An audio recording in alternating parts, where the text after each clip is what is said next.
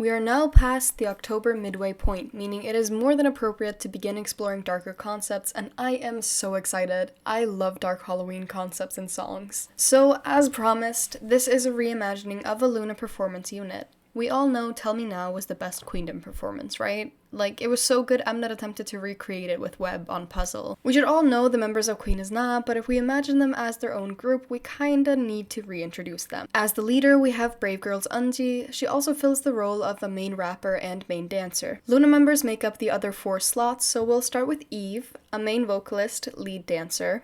Heejin then steps in as another main vocalist, main dancer, lead rapper, and the group center. What can I say? She's an ace. Cherry then becomes a lead vocalist, lead dancer, lead rapper, with Haeju rounding out the group as the youngest lead dancer, vocalist, rapper. If it was socially acceptable, I would put them all as main dancers and at least lead vocalists, but that kind of takes away from the whole point of having main roles, and I just don't see the no roles working here. I also decided that Queen is Na really only works in the context of Queendom, so I decided to steal back the name I suggested for Queendom Puzzle and call them Regina. Regina means queen, and it's just a cool name. Also, I think we'd subconsciously draw in gay fans by association to Regina George. The first album would either be called Queen or Reign. I can't decide. The album opens with Miss A's Hush because I built the entire album around Tell Me Now and the dark mature vibes from it. Hush has long been acknowledged as one of K-pop's representative dark and mature concepts, and I will not fight that.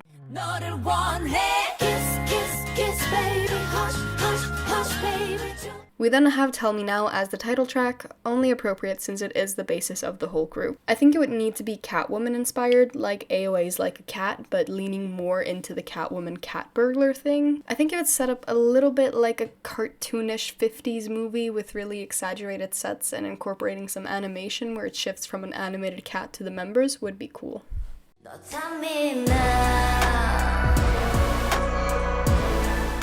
Chungha's Dream of You follows as the second B-side. I try not to use soloists for groups and vice versa, but I thought this song just really suited the vibe I was going for. They're obviously going to be a pretty performance-focused group, so I tended to lean towards songs that would suit performances.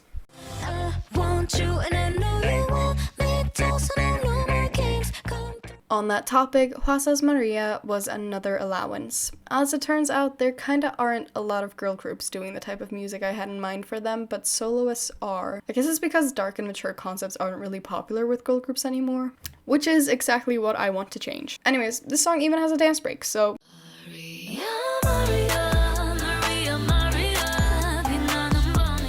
Weki Meki's Cool falls into the same category of being a really strong performance song. I just think I really like house music. Controversial take, but I miss the 2017 Tropical House Hostile Takeover. Take me back. But until then, Cool will have to satisfy my need for them to have a deep house performance track with a self-empowerment message.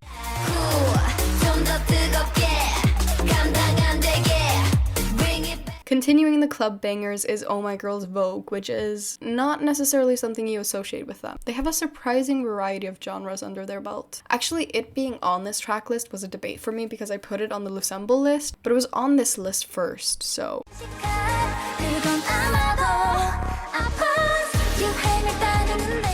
GWSN's Burn was so good. The first time I heard it, I just put it on repeat for like 4 entire days. I legit thought it was the title track. Then I realized it was a unit song, so I thought I Can't Breathe was the title. Whole time it was Like It Hot. Anyways, we're moving a bit away from performance songs in this chapter of the album to more conceptual ones. You gotta let it burn. Candle by Wonder Girls follows that with a synth pop explosion. I could honestly do without the rap feature, but albums can't be perfect, I guess. Continuing the more mature themes with a lesser technical performance focus, but still a dance song. I could definitely see Eunji bodying the Yubin rap.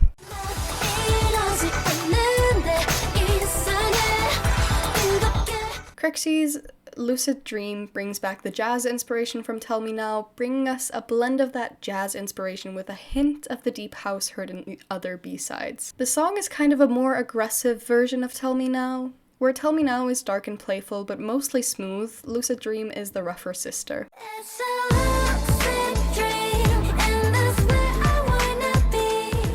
I finally got a chance to use one of my absolute favorite songs ever released, Ladies Code's The Ray. There's musical masterpieces, and then there's The Ray. The piano carries over, blending together Tell Me Now with the synth pop influences heard in Candle. These last songs are really the album coming full circle in terms of musical influences.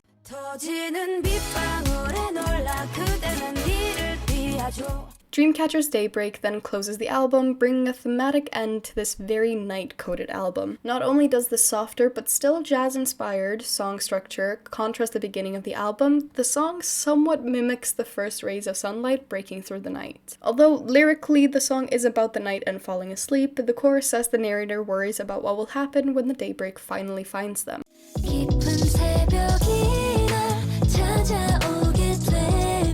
And with that, the first album from Regina, known also as Queen is Not, comes to an end. Originally, the video was supposed to end here, so if the following section seems a bit half-baked, that's why. I decided just one album isn't enough, and I wanted them to get a comeback mini album as well.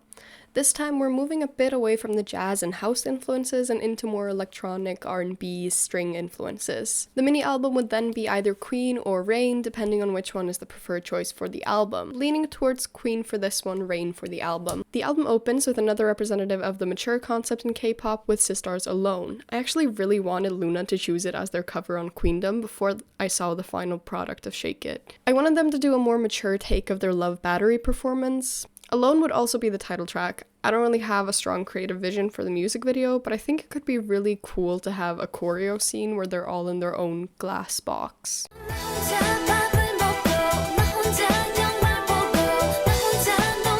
Following that is i-dle's Dark X-File, leaning into some more elements heard in Tell Me Now, since I wouldn't want them to fully abandon that sound. Just develop it. I debated making this the opener, but I felt Alone didn't flow well enough that way, but it flows nicely into it. Kill the truth, me and you.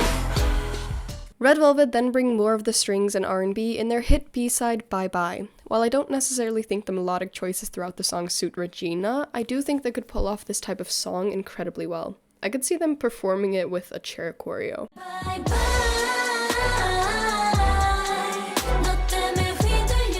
Twice as Cruel then brings with it a more of a bass-driven track, being partly inspired by Candle in that respect. I kind of just realized that this album is incredibly breakup coded. I'm not complaining though.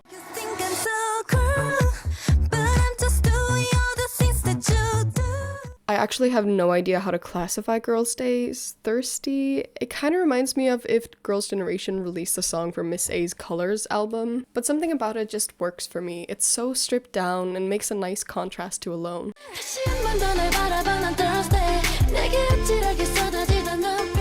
The album ends on Dreamcatcher's Emotion. I cannot resist a good ballad or slow song. On the surface, it sounds brighter than the other songs in the track list, but the instrumentals behind it are weirdly reminiscent of Alone to me, making it the perfect closer and mandatory slow song.